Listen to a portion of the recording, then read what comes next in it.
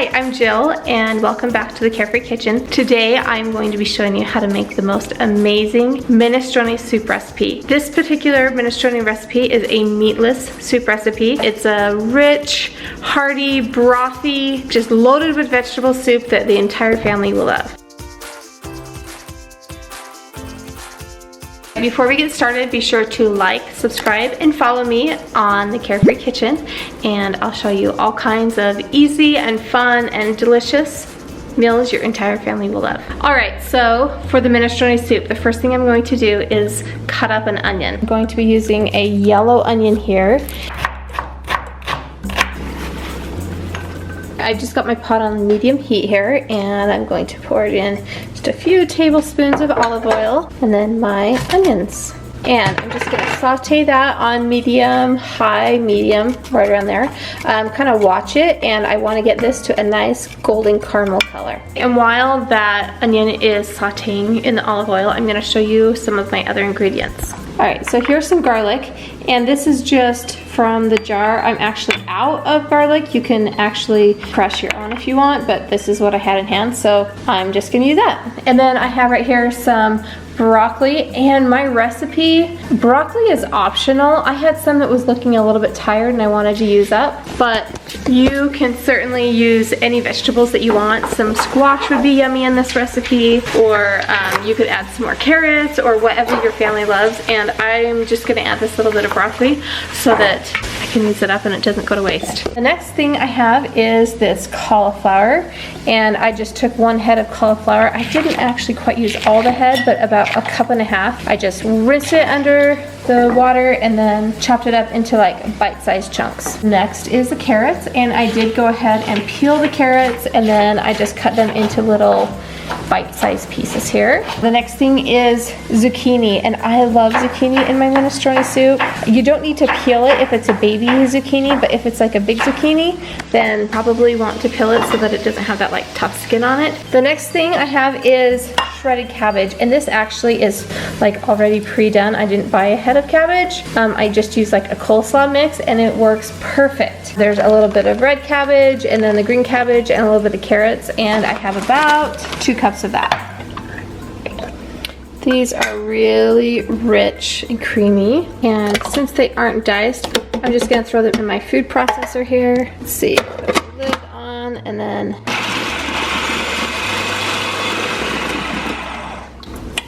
alright, now those will be ready to go. And then for my cans of beans, I just have some regular old kidney beans here. I guess you could use just about any kind that you want. I'm going to drain those and put them in a strainer, get all the extra juices off, and I want to rinse those also. Alright, we'll let those drain for a minute. And back to my onion. It looks like it is turning translucent. We want to go beyond the translucent stage to the actual, we want them just a little bit golden brown, and that's going to bring out the sweetness in your onions. So we want our onions to be nice and caramelized, and this is what it will start to look like. You can see that in the bottom of the pan we have a few bits of that nice golden color, and when you start to see that, you are going to add 2 teaspoons of minced garlic. And we add the garlic a little bit later because it has a tendency to burn really easily. So we want to watch it now, and it will cook for probably, I don't know, a minute or 2 more, and then the rest of it will be golden brown. And as far as our spices go, right here I have some salt and pepper, and I have some this is dried parsley actually, and then I have some dried oregano and dried basil. And these 3 lovely little combos is like the perfect seasoning for minestrone soup. Another thing you can do to prep while your onions are caramelizing is I'm going to get some chicken stock ready. You can buy the stuff that's in the cartons from the grocery store, or one thing that I have found that works really well, if you have a Costco close to you, and I think I've actually seen it at Fred Meyer and then also at Walmart too, but you can get this stuff. It's called Better Than Bouillon, and it's a roasted chicken base. So you basically add 1 teaspoon of this for every cup of water. So I need like 6 cups of broth, so I'm gonna add 1.5 of these of hot water, and then like 6 teaspoons of this better than bouillon. Or of course you can use the stuff in the box. All right, this is what the bouillon base looks like. So I'm just going to get, I don't know, I would say that's about 5 teaspoons. Okay, and then a little bit more. Okay, and then I'm just gonna mix this up until it's dissolved, and then it will be ready to add to my soup. Okay, back to my onions and garlic. Here it is, nice golden color on it. It looks perfect. And now it's time to add my other veggies. So I'm going to add my cauliflower and my broccoli first. Just add that right in there.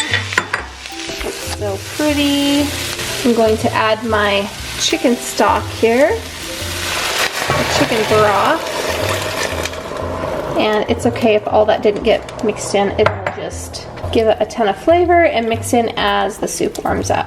Okay, and my carrots, zucchini, and my cabbage. Just get that all into the broth, and the vegetables will cook down just a little bit. While that's happening, I will add my salt, basil, parsley, and oregano. Stir that up just a little bit. Oh, it's gonna be so yummy. Okay, and then here are my tomatoes that I ground up a little bit, and I'm just going to pour those in there too.